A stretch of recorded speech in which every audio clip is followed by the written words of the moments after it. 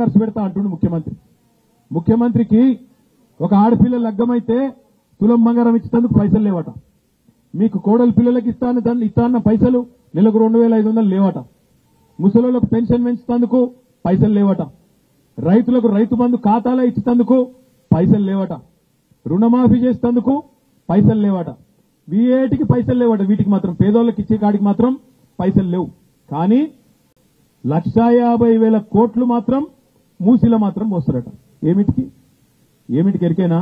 ఇప్పుడు రైతు బంధు ఇచ్చిండనుకో, మీరు ఏమైనా కమిషన్ ఇస్తారా? ఆయనకి ఇయ్యరు కదా. పోనీ మీరు పెన్షన్ ఇచ్చిండనుకో, మీకు కమిషన్ ఇస్తారా? మీరేమైనా ముఖ్యమంత్రికి ఇయ్యరు. తులం బంగారం ఇచ్చినావు అనుకో, నువ్వేమైనా ఇస్తావు వాళ్ళకెళ్ళి? ఇయ్యవు. అదే మూసీలో 1,50,000 కోట్లు వచ్చిందనుకో, ఒక 25-30 కోట్లు మంచిగా దొబ్బాలే, ఢిల్లీకి మూటలు పంపాలి. ఒక గందుకు ఇలా మూసి పథకం పెట్టింది.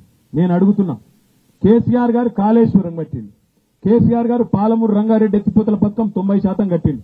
దేనికోసం కట్టిండు? బ్రహ్మాండంగా నీళ్లు ఇచ్చేందుకు, మన ప్రాంతానికి నీళ్లు తెచ్చేందుకు కట్టిండు.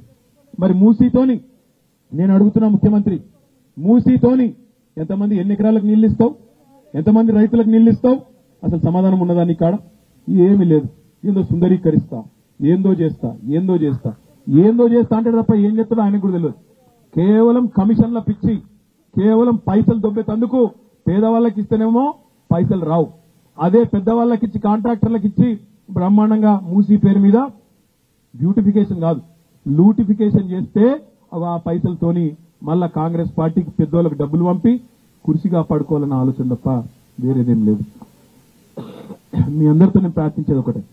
మా తమ్ముడు నీరటి శ్రీకాంత్ చెప్పిండు, అన్నా ఫార్మా సిటీ మీరు సరే మేము కొట్లాడినాం కొంతమంది మా నాడు, అయినా మమ్మల్ని ఒప్పించి మెప్పించి మాకు ప్లాట్లు ఇస్తామని, ఇక్కడ పరిశ్రమలు వస్తే మాకు ఉద్యోగాలు వస్తాయని మీరు చెప్పి 14,000 ఎకరాలు 7 ఏళ్లు కష్టపడి మీరు తీసుకున్నారు.